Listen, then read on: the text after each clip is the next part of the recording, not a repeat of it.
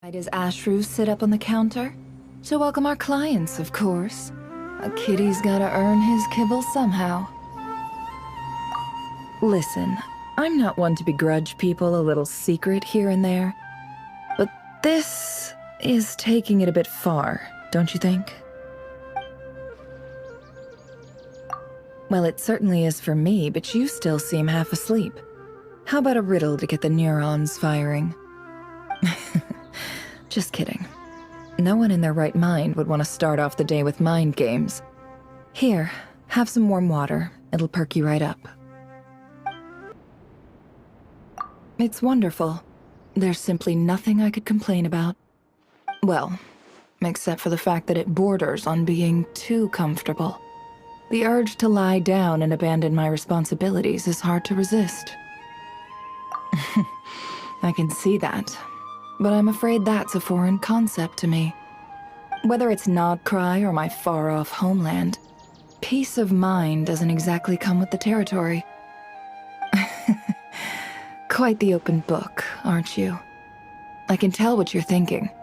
What does she have to complain about? She just sends Yehoda to do her dirty work. I'm just messing with you. The most I got from that smile was that you're in a good mood. So what's the reason? Struck it big on a commission? Nothing wrong with that. A good work-life balance makes you more productive in the long run. You're preaching to the choir. Too bad I've got everyone in Nodcry, including my boss, gunning for the exact opposite. That said, save me a room here, just in case. Who knows, maybe I'll get a chance for a real break someday. And when that day comes...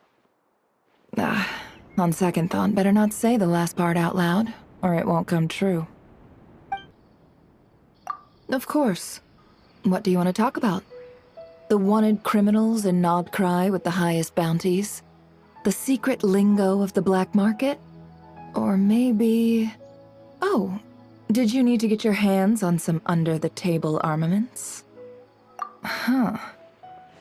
That's not a normal topic for me. Not a lot of people come to me for a casual chat, so I'm not sure what to say.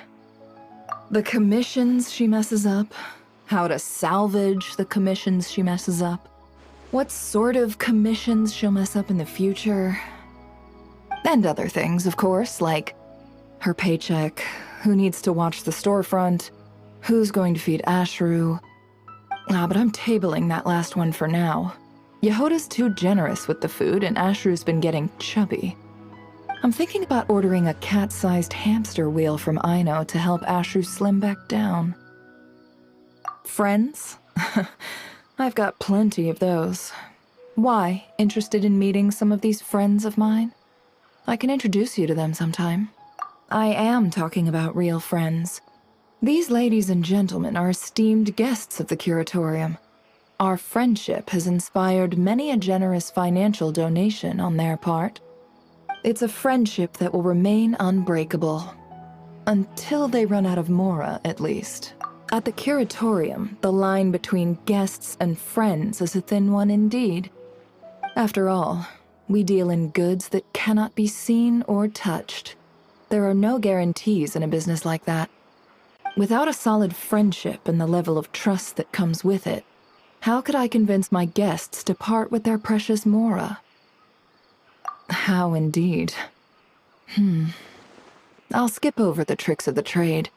The most important thing is to find common ground. Shared hobbies or habits. A common friend. Or a common enemy. Similarities, you see, are the source from which friendship flows.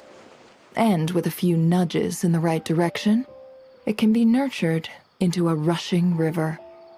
Of course, if you alone control the source, you alone control the entire river of friendship.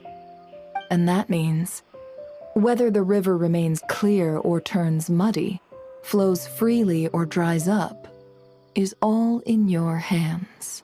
Yes, I can see that. I'm sure that's part of what people find so endearing about you. Still, it's best to be careful.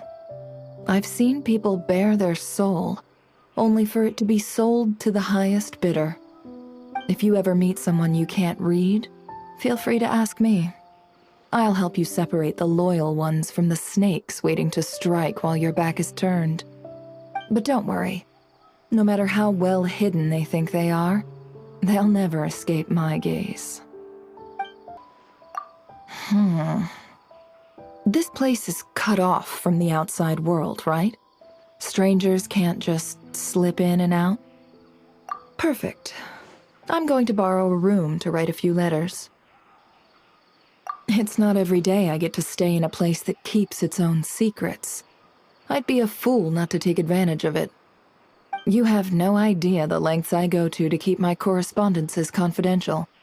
If there's so much as a fly nearby, I'll snatch it out of the air before I put pen back to paper. After all, my friends are watching my every move, fangs bared, just waiting for a chance to step on me to get to the top. Of course, none have succeeded, much to their own chagrin. The fall from grace can leave more than just a bruised ego in its wake. But even at rock bottom, some refuse to quit the game. I suppose I admire them, in a way. Not the sharpest tools in the shed, or the strongest, but they've got tenacity, I'll give them that. People like that don't often rise to the top, but they survive, and that's something. Well, I should get writing. Oh, and I might stop by this realm of yours from time to time, going forward. But commandeering a room like that was rather rude, wasn't it? If you'd like to collect rent, we can settle the bill every 3 months. How's that sound? Oh, yes. Good night. I didn't realize it was so late already. Go get some sleep. I still have some matters to attend to.